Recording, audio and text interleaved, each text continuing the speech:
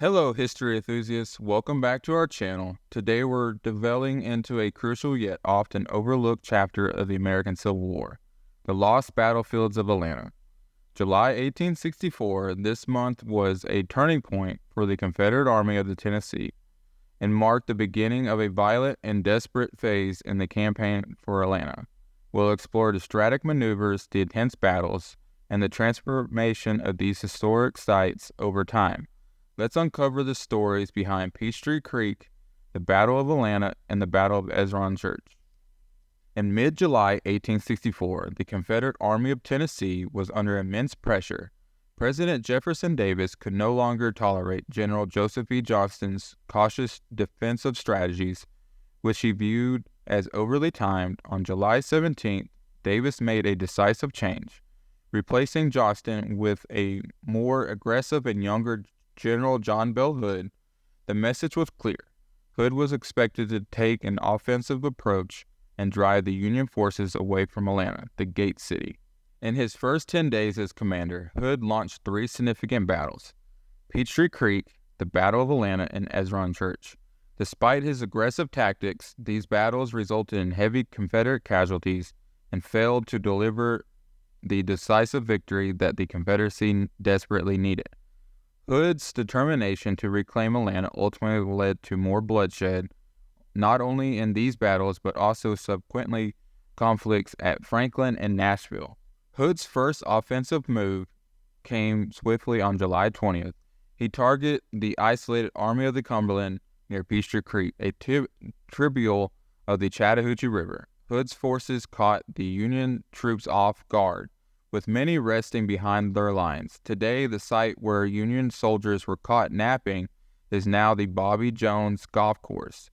The battle began around 4 p.m. when Lieutenant General William Hardee's corps attacked Brigadier General John Newton's division. Despite being hesitantly prepared, Newton's men managed to fend off Hardee's attack. The location of Newton's stand is now known as Cardiac Hill, home to Piedmont Hospital and surrounded by restaurants and stores. Major General Alexander P. Stewart's corps came closest to breaking the Union lines. They attacked along Collin Road, targeting Brigadier General John Gary's division. Swift reinforcements, including Colonel Benjamin Harrison's brigade, prevented a Union disaster. Today, Collin Road is a bustling urban area, a stark contrast to its bloody past.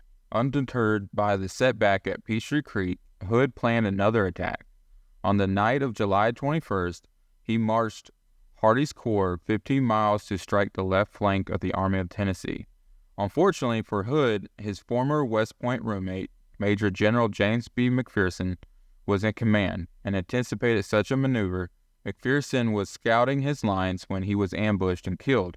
Today, an upturned cannon marks the spot of his death, now a residential area south of I-20. Another significant casualty was Confederate Major General William H. T. Walker, killed just as the attack began. A monument near a gas station by the I-20 on-ramp commemorates his sacrifice. The battle reached a critical point when Major General Benjamin F. Cheatham's division breached the Union line near the Trupp Hurt House. The Confederates temporarily captured Captain Francis de Grasse Battery before Union forces recaptured it. This dramatic episode is a central image in the Atlanta psychorama. Today, the site is a residential neighborhood with a few historical markers. Major General William T. Sherman, observing the battle from his headquarters at the Augustus Hurt House, paid respects to McPherson after his body was recovered. The Hurt House site is now the Jimmy Carter Presidential Library. Hood's final offensive around Atlanta took place on July 28th at Ezra Church. His goal was to strike the Union right flank west of the city. However, Major General John Logan's well-entrenched Union troops prevented this plan. The battle was brief but bloody, forcing Hood to withdraw. Today, Moslin Park stands on the site, with a few markers explaining the battle's history. Despite the significance of these battles, the sites of Peachtree Creek, the Battle of Atlanta, and Ezra Church have largely been lost to urban development. What were once fields of fierce combat are now covered with homes, businesses, and busy streets. The transformation of these sites underscores the importance of preservation, remembering the sacrifices made during the Civil War. The battles around Atlanta in July 1864 were pivotal moments in the Civil War, characterized by strategic maneuvers, intense fighting, and heavy casualties. General Hood's aggressive tactics, while bold, ultimately led to significant losses for the Confederacy.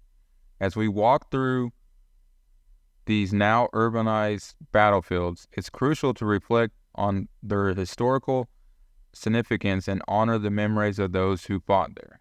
Thank you for joining us on this journey through the lost battlefields of Atlanta. If you enjoyed this video, please like, share, and subscribe for more historical content.